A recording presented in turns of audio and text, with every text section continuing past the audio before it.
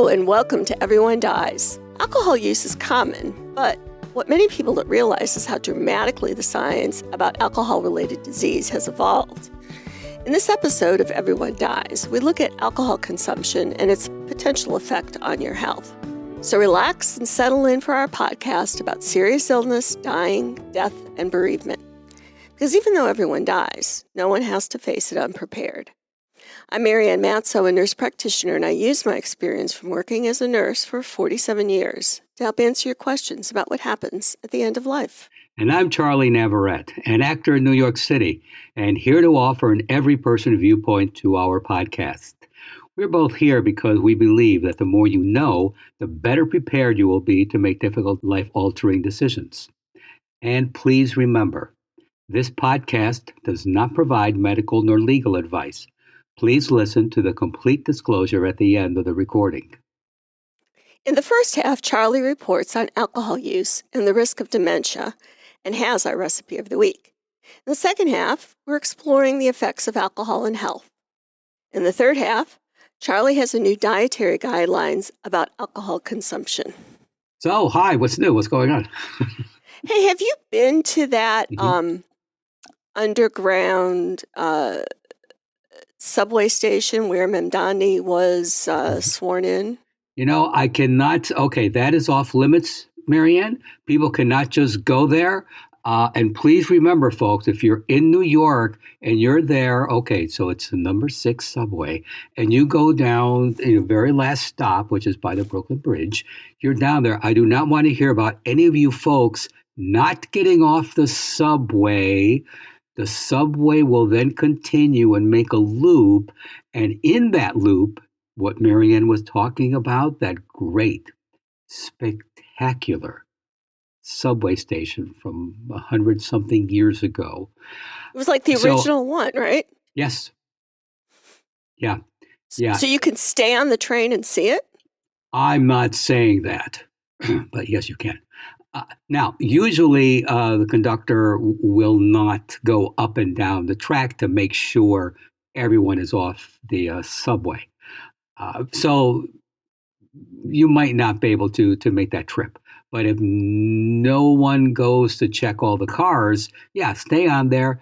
That station is just spectacular. Yeah.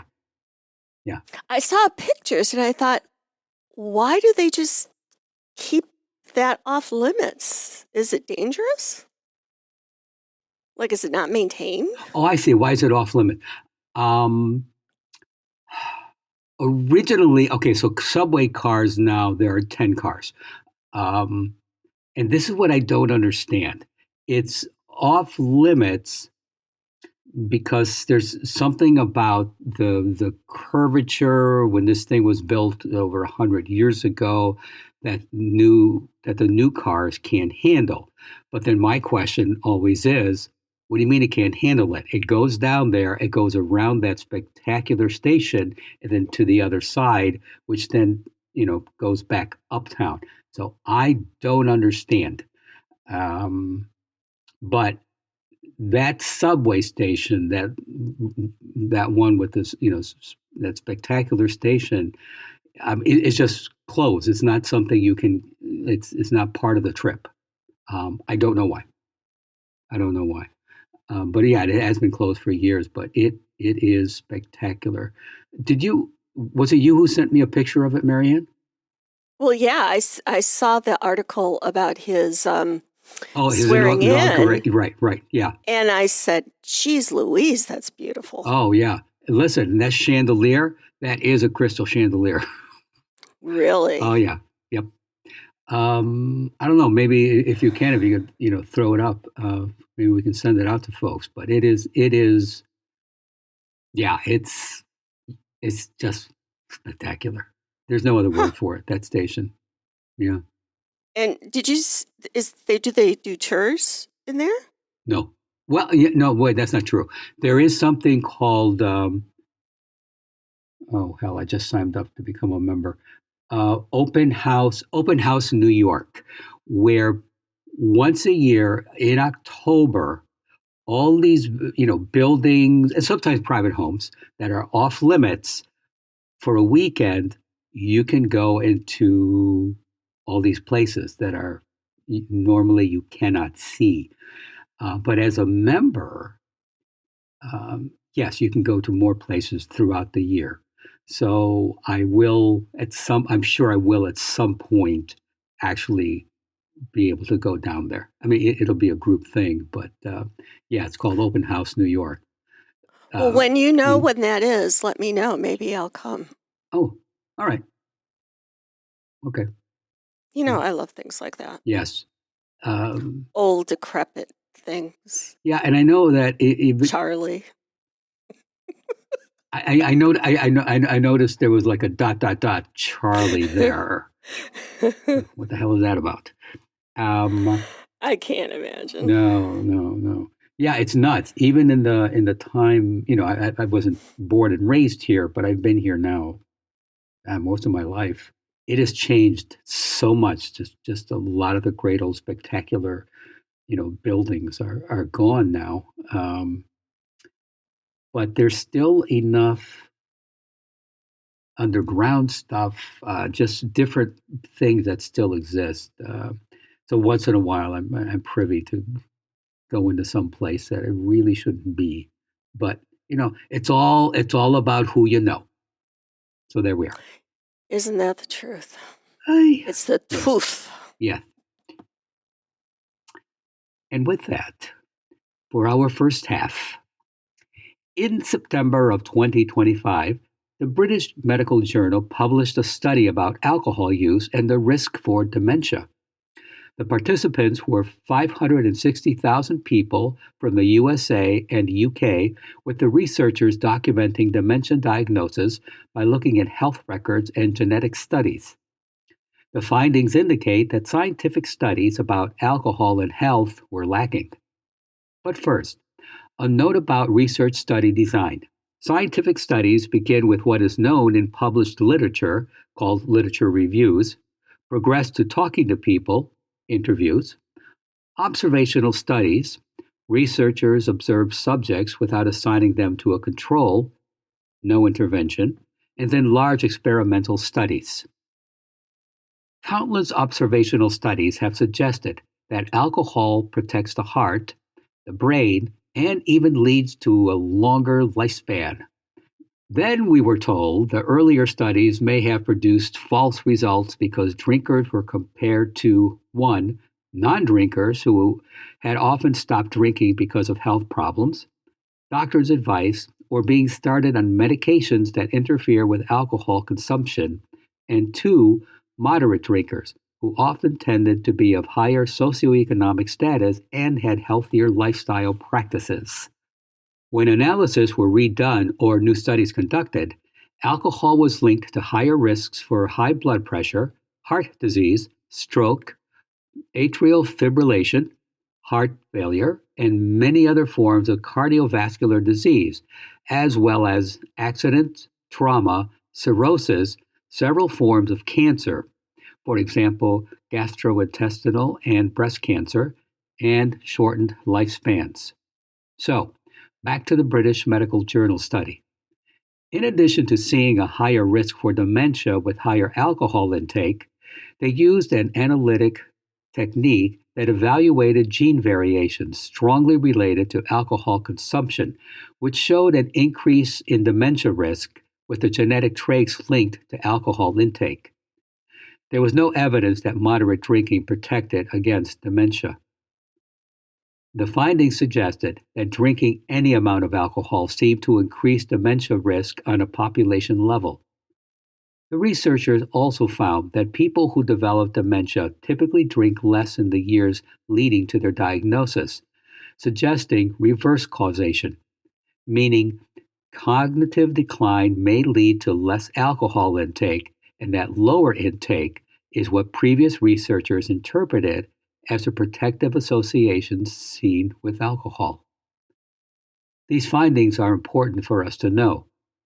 The World Health Organization issued a statement in 2023 that no amount of alcohol is safe. Neuroscience research suggests that alcohol is directly toxic to the neurons in the brain. Mounting scientific evidence challenges the view that moderate alcohol consumption is protective of either the heart or brain. As we start this new year, consider reducing alcohol intake and stop thinking that drinking alcohol is a habit that improves our health. Our funeral lunch recipe is an updated version of funeral sandwiches with flavorful Gouda cheese and a sprinkling of everything bagel seasoning for a flavorful twist on the classic. Bon appetit! Please go to our webpage for this week's recipe and additional resources for this program. This is the part where we ask for your financial support. Your tax-deductible gift will go directly to supporting our nonprofit journalism so that we can remain accessible to everyone. You can donate at www.everyonedies.org. That's every, the number one, dies.org, or at our site on Patreon under Everyone Dies. Marianne? Thanks, Charlie. Alcohol consumption has increased and remains a common practice worldwide, with 70% of adults consuming alcoholic beverages. The definition of a standard drink contains 14 grams of alcohol, about what's in a 5-ounce glass of wine or a 12-ounce beer or a 1.5-ounce shot of liquor. How the standard drink affects a person will vary depending on their age, their genetics, body size, and existing health conditions. Now, before we start, there are 2 terms that we need to know. The Institute of Social Research at the University of Michigan defines binge drinking as drinking at least 4 drinks in a row for women or 5 drinks in a row for men. If you drink that amount over the course of several hours, you may not show intoxication depending on whether you're eating, drinking water, as well as your tolerance and body composition. The second type of risky drinking behavior is high-intensity drinking, defined as 10 or more drinks in a row for men or 8 or more drinks in a row for women. Overall, binge drinking rates are now equivalent among young adults and those in midlife because young people, especially young men, are binging less and middle-aged adults are drinking more alcohol in a single session than what they previously did. Consuming 8 or 10 drinks in a short period of time can produce a blood alcohol concentration, it's called the BAC, of over 0.2%, which significantly increases the risk of injuries, overdose, and death. It can lead to physical assaults, drug driving accidents, property damage, and relationship problems. High-intensity drinkers are also more likely to experience a full blackout with zero recall of what transpired, or to end up in the ER grossly intoxicated and in danger to themselves and others. So, a little story from my own family. When my niece was young, she hung out with a group of girls who, one of the girls would always talk about that when she turned 16, that she was going to get blindly drunk. And so on her 16th birthday, her parents had a birthday party at their house and a sleepover. And the girls drank, and the 16-year-old who said she was going to get blindly drunk, got blindly drunk, and went to bed. And in the morning, when mom comes to get the girls up for breakfast, the birthday girl is dead in her bed. And what it was alcohol intoxication. You know, her body couldn't handle the amount of alcohol that she drank, and she died. And this can happen to anyone, and it's, you know, to serve as a warning to think about if you're binge drinking or doing this high intensity drinking, you're really putting yourself at risk. Heavy alcohol use, especially binge drinking and chronic use, raises the risk of damage to the pancreas, which is called acute pancreatitis. Symptoms of acute pancreatitis to look for include sort of dull pain in the abdomen, in the stomach area, that gets worse over time, nausea, vomiting, and diarrhea. Research has shown that adults over the age of 50 can show signs of impairment at lower blood alcohol concentrations than younger people. They are also more likely to be living with chronic diseases and to be taking prescription medications that may interact poorly with alcohol. Because women metabolize alcohol differently than men and tend to have smaller bodies, the same amount of alcohol can have a stronger effect on them. Excessive alcohol use is known to harmfully impact heart health by increasing blood pressure, damaging the heart muscle, causing arrhythmias, and increasing cholesterol and visceral fat, which can lead to heart disease, cancer, and type 2 diabetes. In the short term, when you drink, alcohol may reduce blood pressure because it calms the nervous system and opens the arteries. But for those with chronic drinking habits, it does the opposite, increasing blood pressure. And in those who already have high blood pressure, it can worsen it. Alcohol has a direct toxic effect on the heart, leading to significant damage to the heart muscle, causing it to become weak and non-functional. Newer studies are also uncovering how alcohol may interfere with the immune system and accelerate molecular signs of aging. Links between alcohol and mental health have also become clearer in recent years. Even in people who are not struggling with alcohol use disorder, drinking alcohol can affect other psychiatric conditions. As of December 2025, the U.S. Dietary Guidelines for Americans recommended that men consume no more than 2 drinks per day and women no more than 1, and that people who don't currently drink shouldn't start. Canada has moved to a more cautious recommendation, advising no more than 2 drinks per week for all adults. The 2025 Surgeon General's Advisory on Alcohol and Cancer Risk included several recommendations designed to reduce the impact of alcohol on cancer incidence and mortality. One called for reevaluation of guidelines that limits alcohol consumption to account for cancer risk, as well as expanded education efforts to increase public awareness about the link.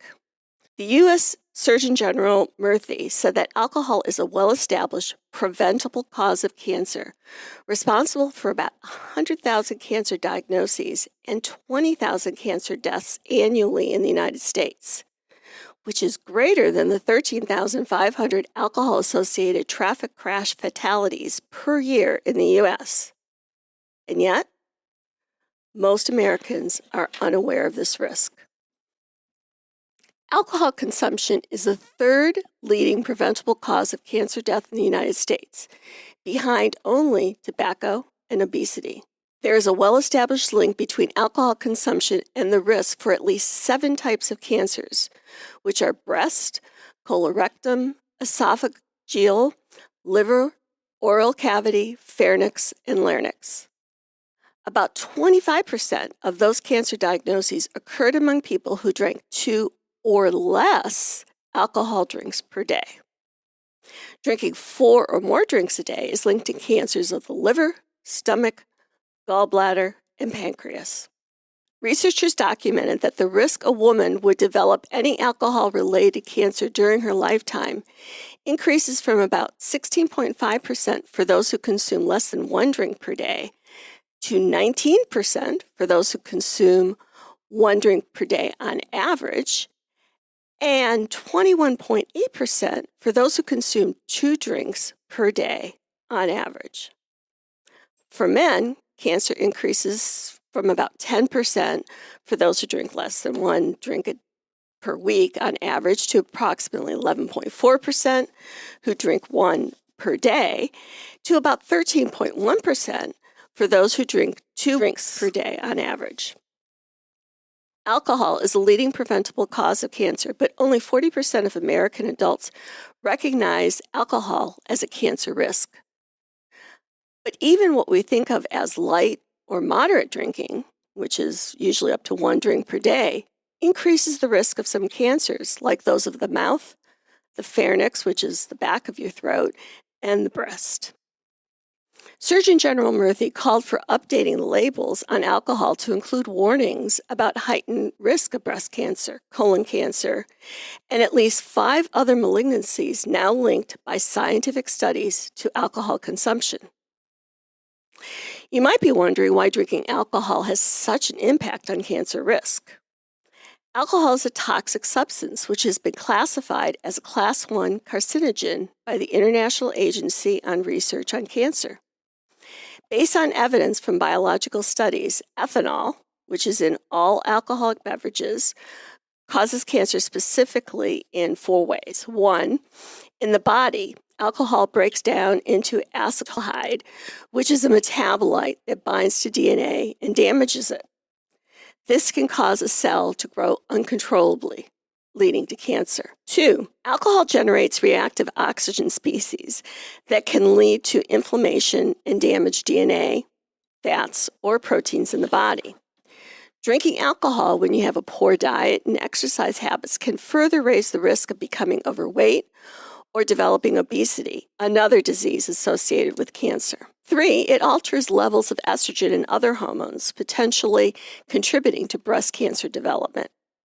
And lastly, carcinogens from tobacco smoke and other substances can dissolve in the alcohol, making them more likely to be absorbed in the body. Drinking and smoking cigarettes is known to compound the risk of head and neck cancers.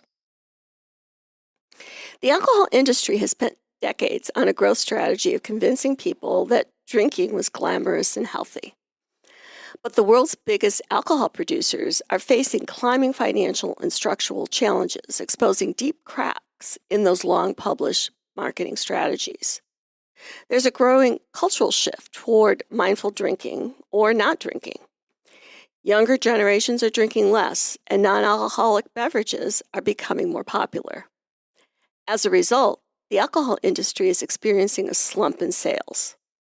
According to a recent Bloomberg Index tracking, the world's largest beer, wine, and liquor producers, more than $830 billion in market value has disappeared since 2021, which is an incredible 46% decline in just 4 years.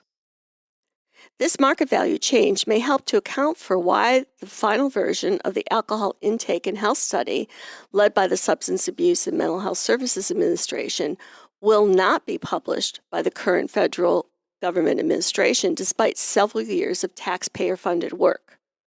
Now, if you want to read the study, though, there's a link for the draft of this publication in the show notes. Or why, despite the growing evidence connecting drinking with disease, the recently released dietary guidelines for alcohol consumption simply instructs consumers to limit alcoholic beverages. The Washington Post reported that during a news conference rolling out the new U.S. dietary guidelines, Mehmet Oz said people should drink judiciously. Then he added, it's a social lubricant that brings people together, and, quote, there's probably nothing healthier than having a good time with friends in a safe way, end quote. After all, what can be better than sharing a toxic and addictive carcinogen among friends? While some components of alcoholic beverages, such as the antioxidants in grapes, have positive health effects, the alcohol itself does not appear to provide any benefit to the body. Health organizations like the American Public Health Association have stated alcohol has no health benefits. The World Health Organization has said that no level of alcohol consumption is safe for our health. The science behind alcohol is clear. Alcohol consumption puts our lives at risk, starting with the first drink. While the magnitude of risk varies by individual and drinking pattern, no level of alcohol is completely safe. Perhaps decreasing our alcohol intake or quitting altogether would be one of the best health investments for making America healthy again. Charles, any thoughts or questions? Well, I'm smiling to myself because I can't disagree with a single thing you said. And I know that may be the first time. Yeah, I know. Oh, I'm going to make a note of that. Yeah, I know I make jokes all the time on the air about this. I make jokes about this, with my friends. That I wake up in the morning and brush my teeth with whiskey and stuff like that. I do not. I didn't know you brushed your teeth.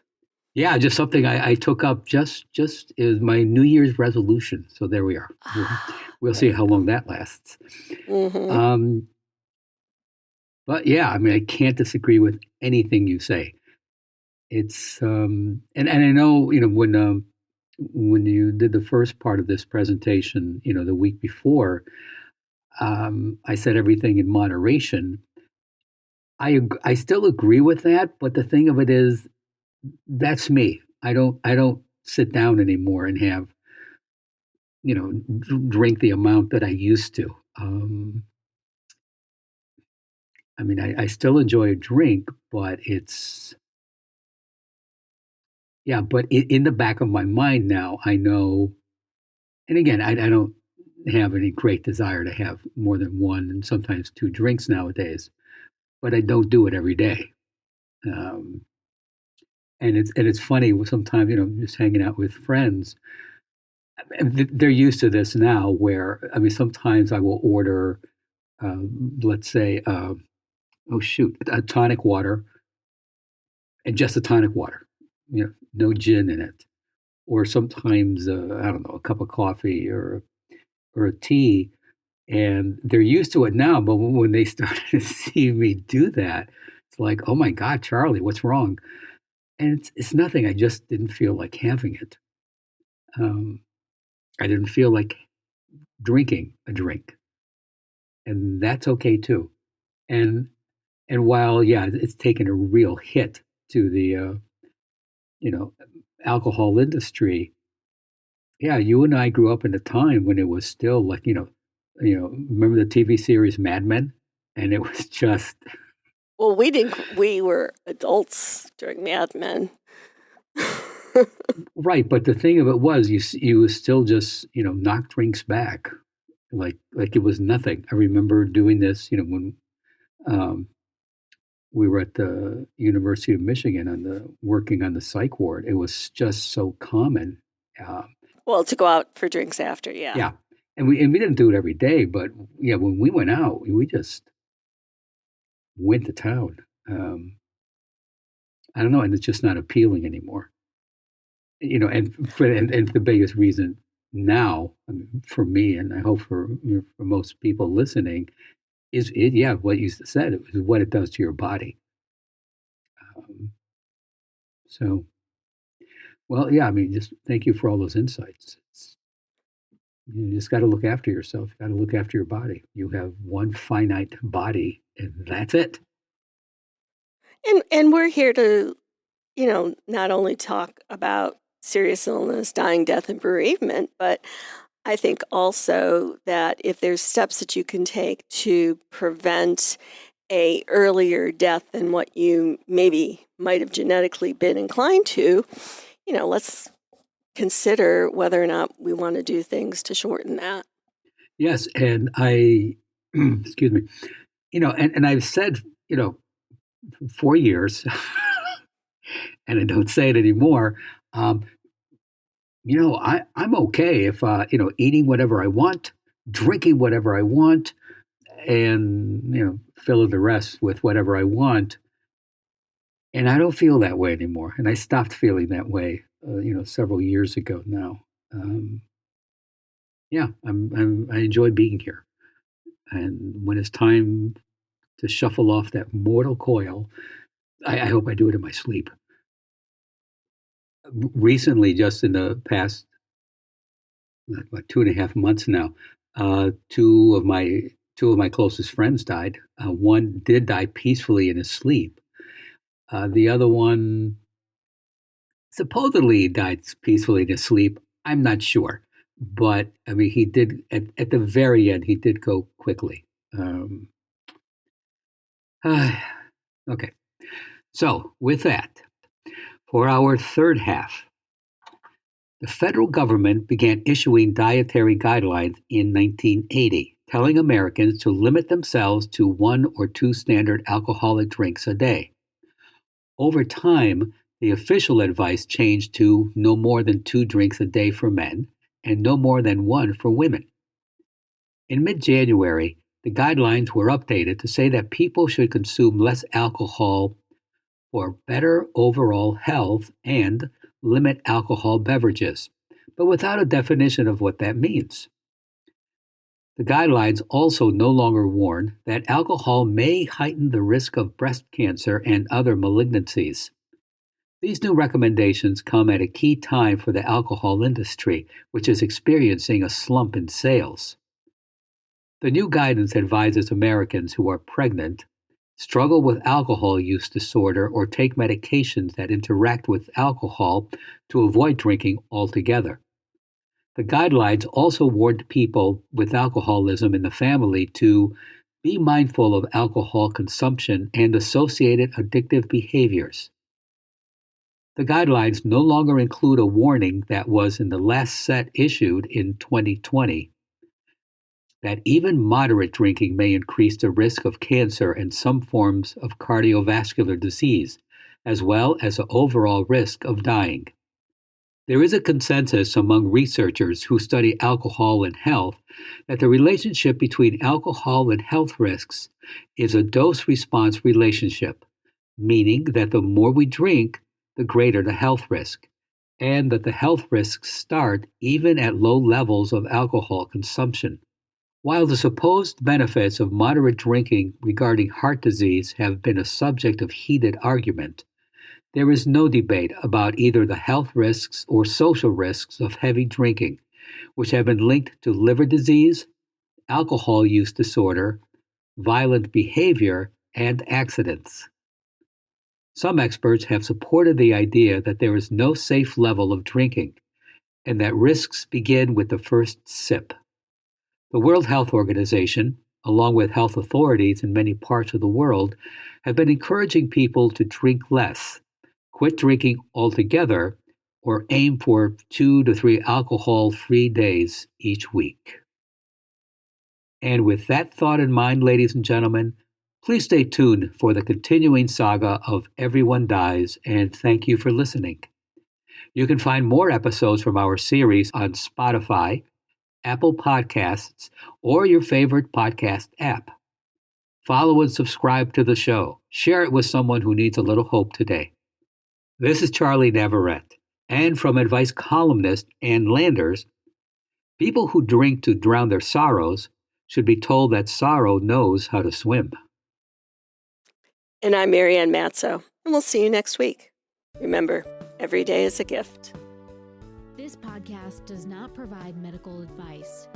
All discussion on this podcast, such as treatments, dosages, outcomes, charts, patient profiles, advice, messages, and any other discussion are for informational purposes only and are not a substitute for professional medical advice or treatment. Always seek the advice of your primary care practitioner or other qualified health providers with any questions that you may have regarding your health.